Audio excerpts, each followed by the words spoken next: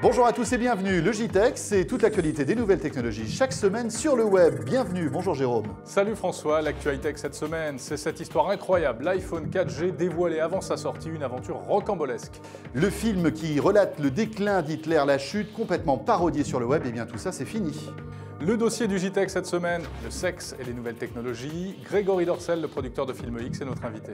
Et puis allez, petit florilège de nouveautés pour terminer ce JTech avec des images de New York en 3D et puis une baguette magique qui va remplacer votre télécommande. Soyez les bienvenus.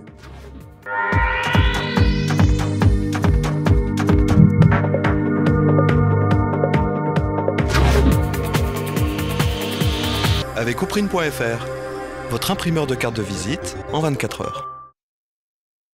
L'homme de la semaine cette semaine... C'est moi.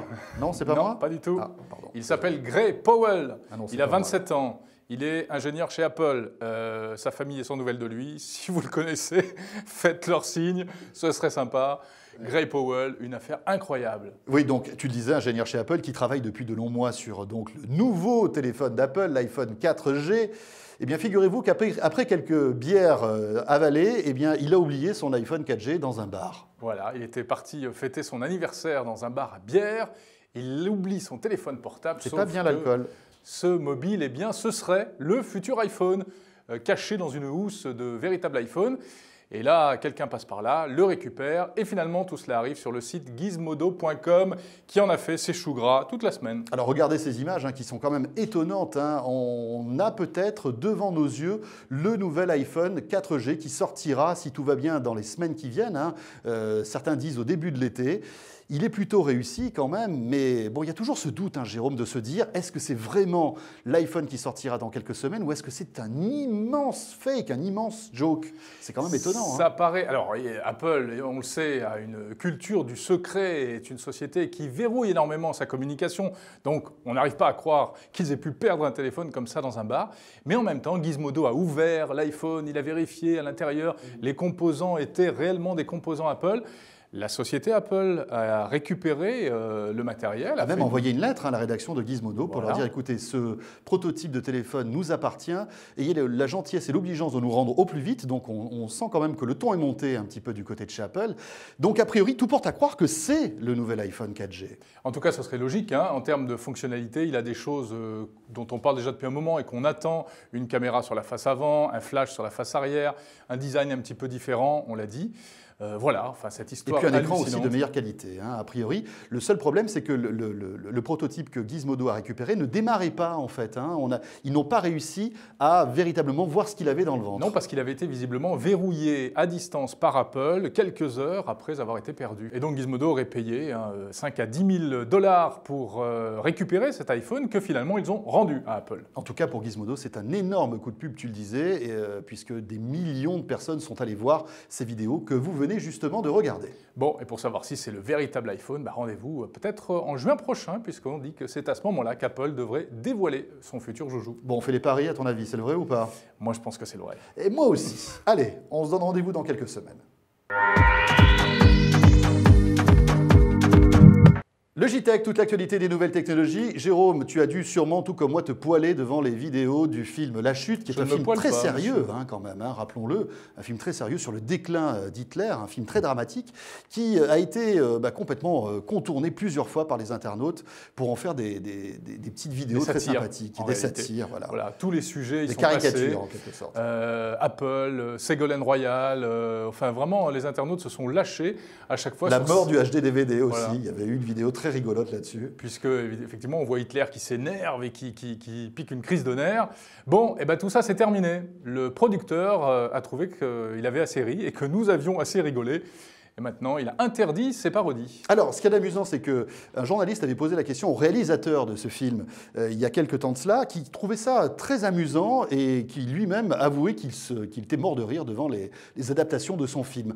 En revanche, tu as raison, ça n'a pas fait du tout rire le producteur, qui a décidé d'un coup d'un seul de faire enlever toutes ces vidéos auprès des plus grosses plateformes vidéo du monde, YouTube, Dailymotion, etc. Rappelez-vous, c'était aussi un peu ce qui s'était passé avec Martine, les albums de dessins et d'histoires pour enfants. Martine à la plage, Martine promène son chien. Il y avait énormément de parodies, il y avait un générateur de couverture de Martine.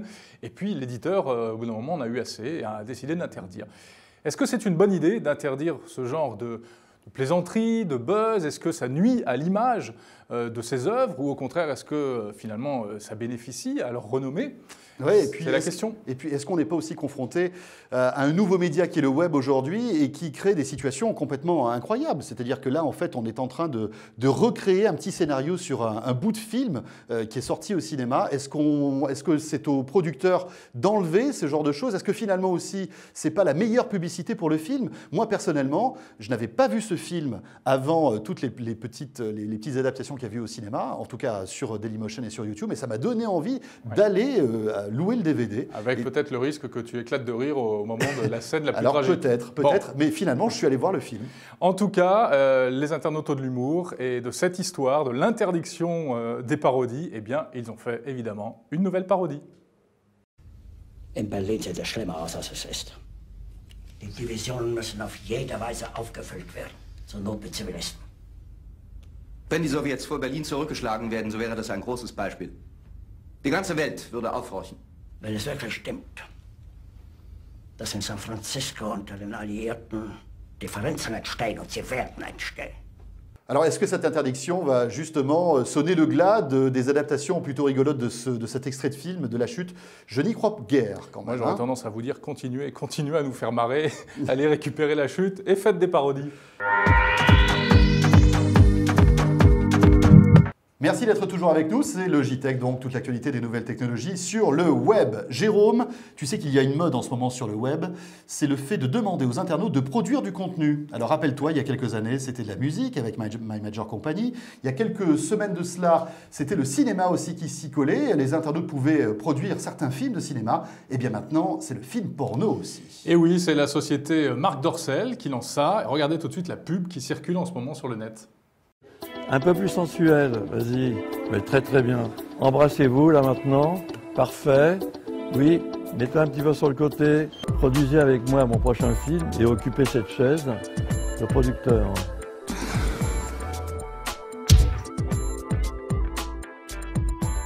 Bon, tout ça donne envie d'être producteur de films X. Nous avons comme invité le directeur général de Marc Dorcel. Bonjour Grégory Dorcel. Bonjour. Merci d'avoir accepté notre invitation. Alors expliquez-nous un petit peu comment fonctionne mydorcel.com. C'est la porte d'entrée de votre système où les internautes peuvent produire un film X, c'est ça? Tout à fait. mydorcel.com, c'est un site de ce qu'on appelle de crowdfunding où l'ensemble de nos fans, l'ensemble du public peut participer à la production d'un film. Alors participer, c'est déjà participer à l'aventure du film, à ses coulisses, à son casting, etc. Avoir son nom au générique du film, mais également participer, si on le souhaite, financièrement au film et être intéressé sur les résultats financiers du film. Alors combien faut-il miser pour obtenir quoi à l'arrivée? On peut miser de 20 € à 10 000 €. Voilà, pour bénéficier des 20 € d'avant-première, d'accès à l'ensemble des coulisses, d'influer par des votes, etc., sur la manière dont le film va être réalisé, sur son casting, et jusqu'à 10 000 € qui permet là... Et là, on peut s'asseoir dans le fauteuil du producteur, du réalisateur. Voilà, on peut faire co-réaliser la scène de ses rêves. Alors c'est juste une opération de communication ou bien il y a vraiment un nouveau modèle économique à trouver? Non, pour nous, ça va bien au-delà de ça. Ça fait partie vraiment de l'histoire de Marc Dorcel. De très longue date et notamment avec le net, c'est quelque chose qu'on a développé énormément. On a toujours été très proche de nos fans, du grand public. On a toujours entretenu des rapports directs avec ces derniers, peut-être parce que les moyens de communication traditionnels, de publicité, etc. ne sont pas ouverts. Et donc, contrairement à ce qu'on peut penser, il y a 89% des Français qui déclarent avoir déjà consommé du film X et donc ils y sont intéressés. Et donc, on entretient ce lien direct avec eux par tous les réseaux qui nous le permettent. Donc, on s'est dit que c'était beaucoup plus intéressant pour nous avec ces nouvelles technologies, ces nouvelles plateformes qui nous permettaient de faire vraiment participer nos fans, nos consommateurs et vraiment les impliquer directement au film et au produit. Alors il faut savoir que l'industrie du film X, depuis le début, c'est très professionnel, hein, c'est pas du youpla boom comme ça seulement.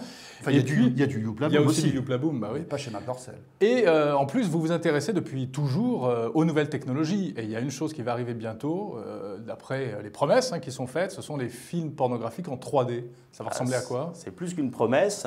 En ce qui concerne la société Marc Dorcel, je pense qu'on a été quasiment les premiers à tourner en Europe en 3D avec une certaine qualité, en Full HD.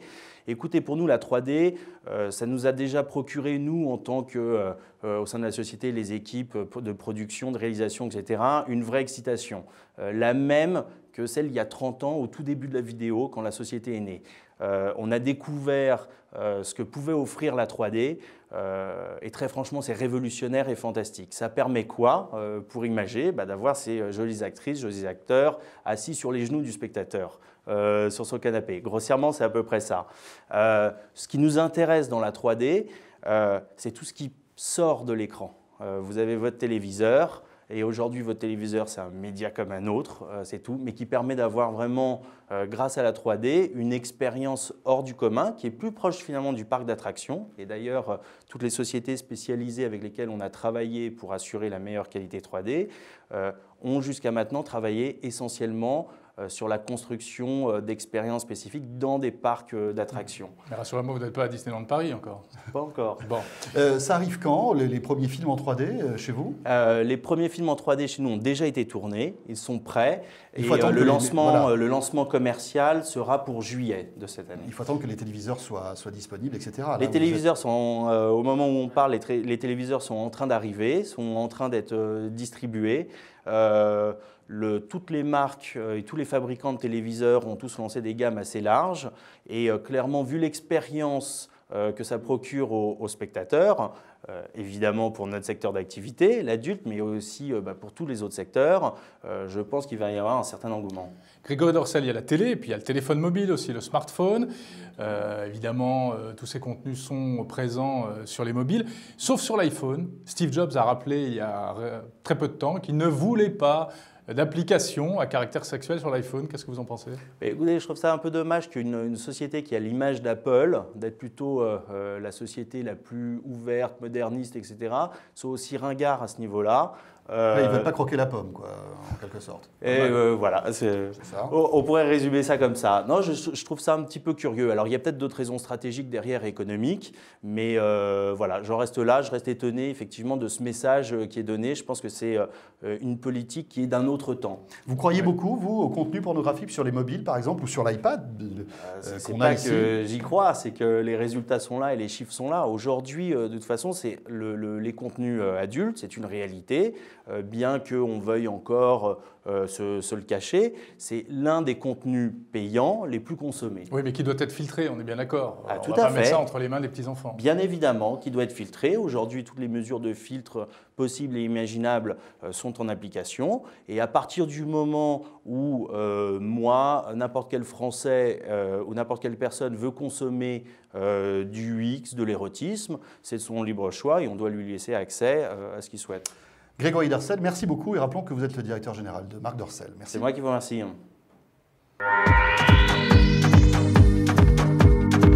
Allez, on vous emmène à New York pour la suite du JTech avec ces images étonnantes signées Google. Regardez, tout le monde connaît évidemment Google Earth, on connaît Google Street View. Là, c'est un petit peu un mix entre les deux. Google est en train de mettre de la 3D, de la fausse 3D, et on peut réellement se promener dans les rues.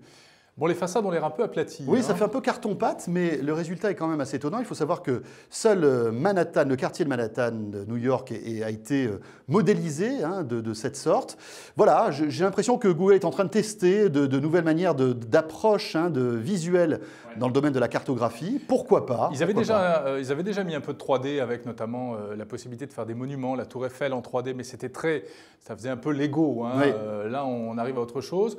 Cela dit, ça ne vaut pas quand même, tu le disais, Street View, qui est on va dire la vraie vue.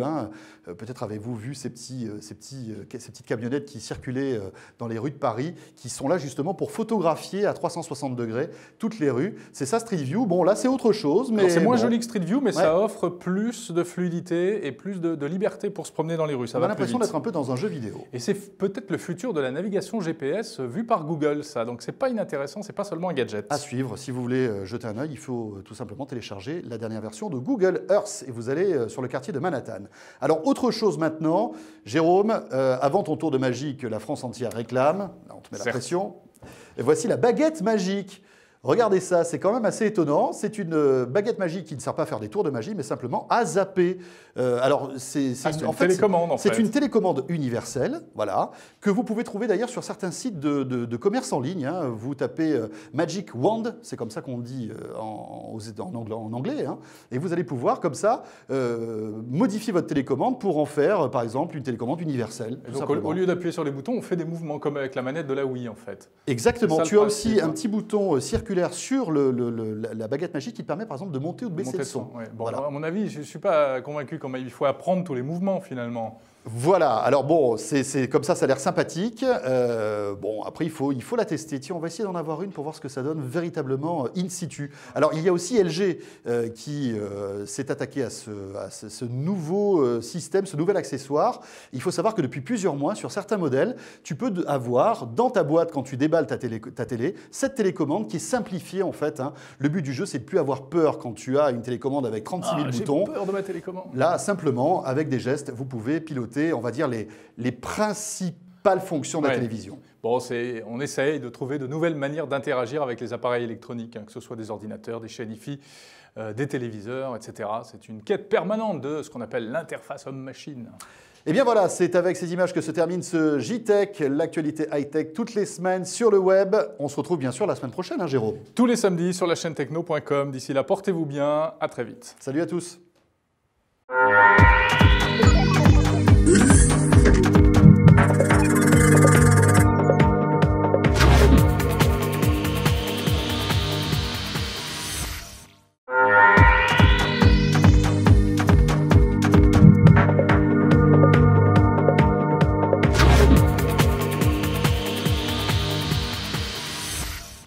Bon allez, Jérôme, à la demande générale, puisque maintenant, ça y est, tu es une star du tour de magie, s'il te plaît, fais-nous encore rêver.